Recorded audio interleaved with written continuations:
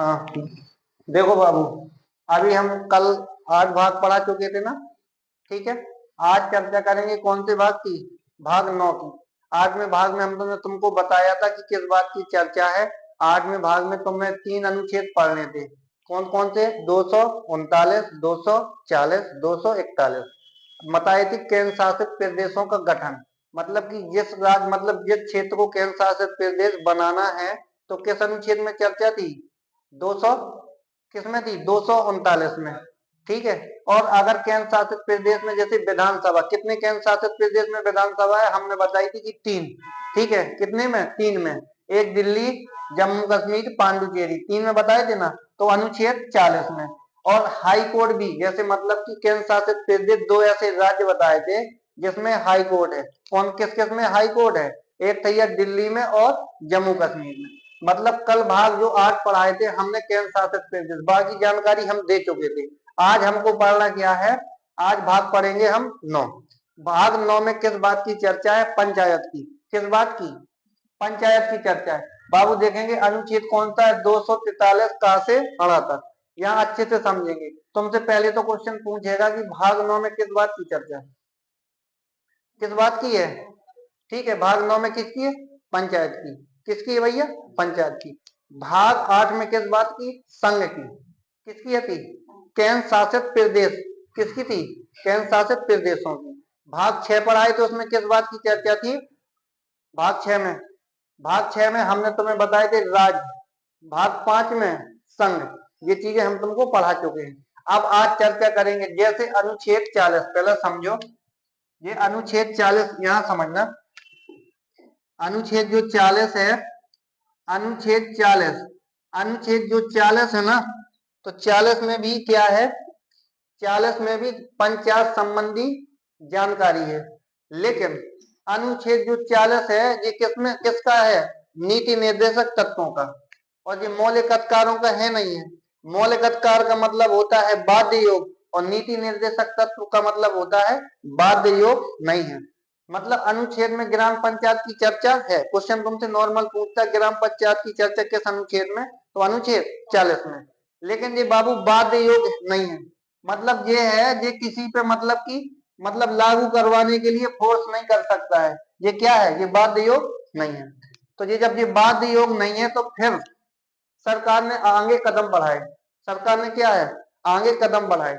अब सरकार ने कदम बढ़ाने के लिए मतलब जब देश स्वतंत्र हुआ था, देश को स्वतंत्रता कब मिल गई? 1947।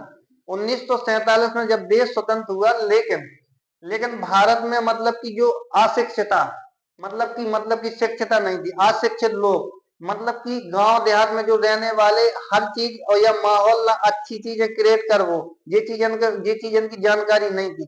लेकिन सरकार जो अज्ञानता थी, मतलब जो गांव में रहेंगे, हुकूमत कर रहा है दूसरा देश, उनने मतलब कि और अच्छा बुरा सीखने का मौका ही नहीं दिया है। तो मतलब देश कैसा था? अशिक्षित देश था। लेकिन उस देश को अशिक्षित था और समाज भी मतलब की मतलब अलग अलग प्रकार की हर गांव में कुरीतियां थी। धर्म की कुरीतियां हैं, कई चीज की थी। ठीक है। मतलब कई चीजों की थी। उसके सुधार के लिए उसके सुधार के लिए पहले योजना आयोग हमने तुमको पढ़ाया था, हिस्ट्री में पढ़ाया था कि योजना आयोग, योजना सॉरी हिस्ट्री में बोल दिए, अर्थव्यवस्था में योजना आयोग का गठन हमने तुम्हें बताया था कब हुआ था? 1950। योजना आयोग के पहले अध्यक्ष कौन थे? ठीक है, पंडित जवाहरलाल नेहरू। और योजना आयोग के उपाध्यक्ष पहले बनाए गए थे गुलजारी लाल नंदा। ठीक है। वहां हम चर्चा योजना आयोग पहले बनाई थी। मतलब कि पंचवर्षीय योजना बनाने के लिए पहले मतलब कि कौन सी योजना? योजना आयोग का गठन किया था। उसमें जो चीज जानकारी हम सारी दे चुके थे। अब योजना आयोग ने सिफारिश की, ये मतलब कि भाग 9 लेके आए किसके भलाई के लिए? गांव। जब गांव स्तर से भलाई होगी ना, गांव स्तर से देश आगे बढ़ेगा ना, तो देश बढ़ाने में कोई दिक्कत नहीं होगी। देश बढ़ाने में दिक्कत नहीं होगी। जब गांव का आदमी पढ़ लिख जाएगा, समझदार हो जाएगा, सहनशीलता बढ़ जाएगी, तो देश सुचारू रूप से क्या बढ़ जाएगा? आगे बढ़ जाएगा। ठीक है। तो इसलिए पहले मतलब कि सबसे पहले काले आए कार्यक्रम। सरकार ने फैसला लिया, सब सरकार कांग्रेस की सरकार थी, वहां मतलब प्रधानमंत्री थे 1952 में पंडित जवाहरलाल नेहरू। कौन थे? पंडित जवाहरलाल नेहरू प्रधानमंत्री थे। कांग्रेस की सरकार थी। कांग्रेस ने मतलब कि गांव स्तर पर एक ऐसी योजना गठन की जाए ताकि गांव स्तर की रिपोर्ट दे, ताकि मतलब कि अब वो तो दिल्ली में बैठे हैं, अब उन्हें पता कि और वहां मतलब मेघालय में क्या हो रहा है, क्या पता है। अगर कर्मचारी हम नियुक्त करेंगे, जो शिक्षित कर्मचारी उस टाइम पे वर्ग था, समझदार व्यक्ति था, उसमें मतलब जो समिति बनाएंगे, समिति का गठन करेंगे, गांव गांव जायजा लेगी, तो वो बताएगी कि कौन व्यक्ति किस चीज से पीड़ित है। जैसे अब कोई मतलब कि कोई गांव है बाढ़ से ज्यादा पीड़ित है, तो वहां मतलब जो सामुदायिक विकास कार्यक्रम, पहले सीधे बात है, हम पहले सामुदायिक विकास कार्यक्रम की शुरुआत कब हुई थी? 1952। किसके समय? पंडित जवाहरलाल नेहरू के समय। ठीक है। इसका उद्देश्य क्या था? इस कार्यक्रम का उद्देश्य, मेन उद्देश्य बता रहे हैं, मतलब योजना आयोग थी, योजना आयोग ने इस कार्यक्रम के लिए क्या रूपरेखा बना के तैयार की। योजना आयोग ने इस सामुदायिक विकास कार्यक्रम की रूपरेखा बना के तैयार की। अब जब रूपरेखा बना के तैयार की, तो इसे मतलब कि शहरी स्तर पे और ग्रामीण स्तर पे प्रत्येक जगह मतलब जो टीम भेजी गई, तो वहां जायजा लिया गया। मतलब ये सफल हुई सामुदायिक विकास कार्यक्रम, मतलब कि जायजा लिया कि कौन व्यक्ति कहाँ पीड़ित है, मतलब कि किस गांव में, कौन से गांव में रोग है, या पानी पानी पर्याप्त मात्रा में नहीं मिल रहा, या बाढ़ से पीड़ित है, या भुखमरी की कगार से पीड़ित है। ये सारी चीजें पूरी गांवन की रिपोर्ट ले जाके सामुदायिक विकास कार्यक्रम किसको सौंपता था? मतलब योजना आयोग को। या मतलब योजना आयोग मान लो या प्रधानमंत्री है, तो वहीं तो जाएगी फाइल। ठीक है। तो सामुदायिक विकास कार्यक्रम सुचारू रूप से चलाया गया। गांव में साक्षरता बढ़ाने के लिए, मतलब कि सुधार लाने के लिए किस कार्यक्रम की शुरुआत की थी? सामुदायिक विकास कार्यक्रम। किसने? पंडित जवाहरलाल नेहरू ने। फिर इसके उपरांत कौन सा कार्यक्रम लाए? राष्ट्रीय विस्तार सेवा प्रारंभ की। मतलब कि इसको सहायता देने के लिए, सपोर्ट देने के लिए, सामुदायिक विकास कार्यक्रम को सपोर्ट देने के दूसरी लॉन्च योजना कौन सी कर दी? मतलब कि राष्ट्रीय विस्तार सेवा प्रारंभ की। ठीक है। जहां समिति में एक गांव में टीम 2 लोग भेजते थे, फिर 4-4 5-5 लोगों का समूह भेजने लगे, ताकि गांव स्तर में सुधार अच्छे से हो जाए। ठीक है। इनमें मतलब कि दोनों टीमों ने बढ़िया, मतलब कि इसमें राष्ट्रीय विस्तार योजना, सामुदायिक विकास कार्यक्रम ने मतलब कि बढ़िया से काम किया। फिर लेकिन सरकार को मतलब ये चीज लगी कि अब देश का मतलब विकास नहीं हो रहा है। जब देश का विकास नहीं हो रहा है, तो एक समिति का गठन किया गया। उस समिति का क्या नाम था? बलवंत राय मेहता समिति। बलवंत राय मेहता समिति ने अपनी रिपोर्ट, बलवंत राय मेहता समिति का गठन किया गया। बलवंत राय मेहता समिति ने जगह जगह जायजा लेके, हर गांव शहर मतलब कि गांव गांव में जायजा लेके उनने समझाया, बलवंत राय मेहता समिति ने, कि मतलब कि देश के जो व्यक्ति हैं, मूलभूत विधियों से कौन कौन विधियों की इन्हें जरूरत है। तो बलवंत राय मेहता समिति ने अपनी रिपोर्ट सौंपी। कितने स्तरीय सौंपी थी? 3 स्तरीय। कितने स्तरीय सौंपी? 3 स्तरीय।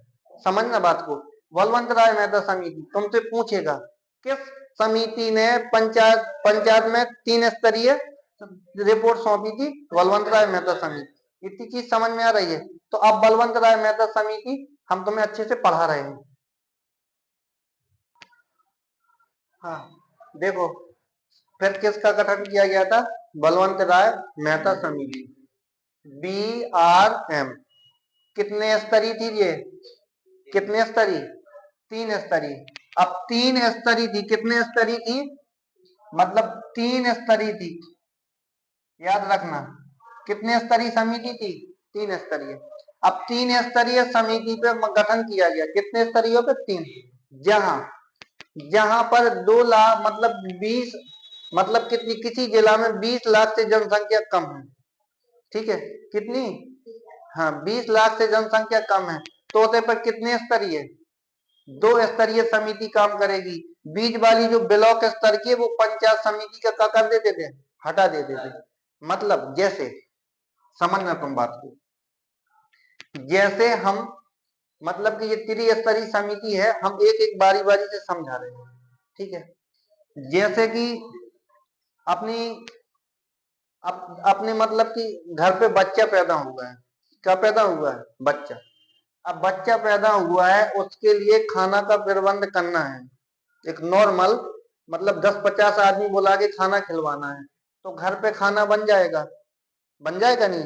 तो मतलब कि जो ये गांव स्तरीय है, तो ये गांव है, मतलब जो घर पे ये खाना बन जाएगा। और जो पैसा है, जो जिला स्तर पर जिला स्तर पे है, यहाँ पर जो राज्य सरकार पैसा भेजेगी, यहाँ पैसा भेजेगी, तो उससे सामग्री ले लेंगे, सामग्री लेके खाना बना के जो तुम्हारे मतलब व्यवहारी या रिश्तेदार है उनको खाना खिला देंगे। और ये बीज वाली को क्या कर देंगे? खत्म। क्या कर देंगे? खत्म। जैसे अब उसी लड़का की या उसी लड़की की अब शादी होगी, तो रिश्तेदार व्यवहारी ज्यादा आएंगे कि कम? ज्यादा आएंगे। जब रिश्तेदार और या व्यवहारी ज्यादा आएंगे, तो उनके लिए जरूरत क्या है? प्रबंध ज्यादा होगा, बड़ा प्रबंध होगा। बड़ा प्रबंध तो स्वाभाविक होगा। जब बड़ा प्रबंध होगा, तो मतलब कि व्यक्ति भी ज्यादा लगेंगे। तो व्यक्ति भी ज्यादा लगेंगे, तो उसे कितने स्तरीय समिति कर देंगे? जो बीज वाली समिति को खत्म कर दिया है, तो इसको ब्लॉक स्तर पर मतलब तहसील स्तर पर, तो ये क्या होगा? पंचायत समिति क्या है? तहसील स्तर पर। कि मतलब कि जो कोई भी मतलब ये गांव है, गांव की जो समस्या है, जो कुछ है, ये समस्या का लेखा जोखा किसको भेजेंगे हम? पंचायत समिति। पंचायत समिति इन पे काम करके फिर कहां पर भेज देगी? जिला परिषद पे। ताकि व्यक्तियों को भीड़ क्या है? ज्यादा है। तो बलवंत राय मेहता समिति ने कितने स्तरीय दिया था? कितने स्तरीय? 3 स्तरीय। जैसे पश्चिम बंगाल में 4 स्तरीय की जरूरत है, तो वहां कितने स्तरीय है? 4 स्तरीय। अपने यूपी में कितने स्तरीय? 3 स्तरीय। कितने स्तरीय है? 3 स्तरीय। तो प्रत्येक राज्य और प्रत्येक गांव में किसका गठन करना था? पंचायत का। किसका? मतलब ग्राम पंचायत का। किसका करना था? गांव स्तर पर ग्राम पंचायत। अब ग्राम पंचायत है, ये ग्राम पंचायत है। अब ग्राम पंचायत गठन करेंगे, तो ग्राम पंचायत के संभालने के लिए कोई होना तो चाहिए, व्यक्ति होना चाहिए कि नहीं होना चाहिए? अब ग्राम पंचायत है, अब ग्राम पंचायत के लिए बाबू यहाँ बनाते हैं प्रधान। क्या बनाएंगे? मतलब प्रधान। किसी किसी मतलब राज्यों में बनाते हैं मुखिया। जैसे अपने यूपी में प्रत्येक एक गांव का क्या होगा? प्रधान। लेकिन उसकी जनसंख्या 1,000 से कम ना हो। मतलब जो मतलब वोटर होगा, कितना होना चाहिए? वोटिंग 1,000 से कम ना हो, तो उसको क्या है? प्रधान। अगर वोटिंग कम है, तो दो गांव के मिला के क्या बना देते हैं? प्रधान। ज्यादा में ज्यादा 2 ही गांव, ज्यादा में ज्यादा 2 ही गांव। बाकी एक गांव में क्या बनता है? प्रधान। अब प्रधान बना गया कि जो गांव में समस्या जो उत्पन्न होगी, तो मतलब क्या है? प्रधान है, प्रधान गांव की समस्या है, उसका समस्या का पूरा ब्यौरा लिख के किसको भेजेगा? किसे? पंचायत समिति। पंचायत समिति किसको आगे बढ़ा देगी? जिला परिषद को। किसको बढ़ा देगी? जिला परिषद। अब जैसे जैसे ग्राम पंचायत है, अभी वर्तमान में